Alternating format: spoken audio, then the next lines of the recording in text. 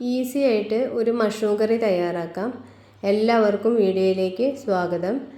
ഒരു കടായിലേക്ക് അല്പം ഓയിൽ ഒഴിച്ചു കൊടുത്ത് ഒരു സവാള ചോപ്പ് ചെയ്ത് ചേർത്ത് കൊടുത്ത് വഴറ്റാം. ഇനി ഇതിലേക്ക് ഒരു പച്ചമുളകും ഒരു കഷ്ണം ഇഞ്ചി, 2-3 വെളുത്തുള്ളി അല്ലി, 8 കാഷ്യൂ നട്ട് ഇത്രയും എടുത്തിട്ടുണ്ട്. ഇതെല്ലാം കൂടി ഒന്ന് വഴറ്റിയെടുക്കാം. ഒരു തക്കാളി കൂടി ചേർക്കാം. ഇതെല്ലാം ഒന്ന് നന്നായി വാടി വരണം. അതിനുശേഷം മിക്സിയുടെ ജാറിൽ അരച്ചെടുക്കാം.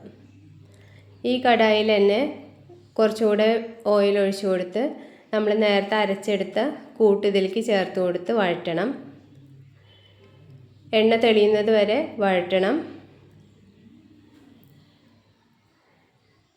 എണ്ണയൊക്കെ തെളിഞ്ഞു വന്നിട്ടുണ്ട്. ഇനി ഇതിലേക്ക് ചേർത്ത് കൊടുക്കേണ്ടത് മസാലപ്പൊടികളാണ്. 1 ടീസ്പൂൺ മല്ലിപ്പൊടി, 1 ടീസ്പൂൺ മുളക് പൊടി, 1/4 ടീസ്പൂൺ മഞ്ഞൾപ്പൊടി, 1/2 ടീസ്പൂൺ ഗരം മസാല, 1/2 ടീസ്പൂൺ കുരുമുളക് പൊടി. ഇനി ഈ പൊടികളും ഇതിൽ കിടന്നിട്ടൊന്ന് മൂത്ത് വരണം. ഇനി ഇതിലേക്ക് ചേർക്കേണ്ടത് മഷ്റൂമാണ്. 200 ഗ്രാം മഷ്റൂം കഴുകി വൃത്തിയാക്കിയിട്ട് കട്ട് ചെയ്ത് വെച്ചതാണ്. അതും കൂടെ ചേർത്തൊന്ന് മിക്സ് ചെയ്യാം.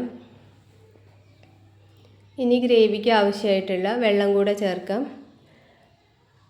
പാകത്തിനുള്ള ഉപ്പ് കൂടി ചേർത്ത് മിക്സ് ചെയ്ത് അടച്ചു വെച്ച് വേവിച്ചെടുക്കാം.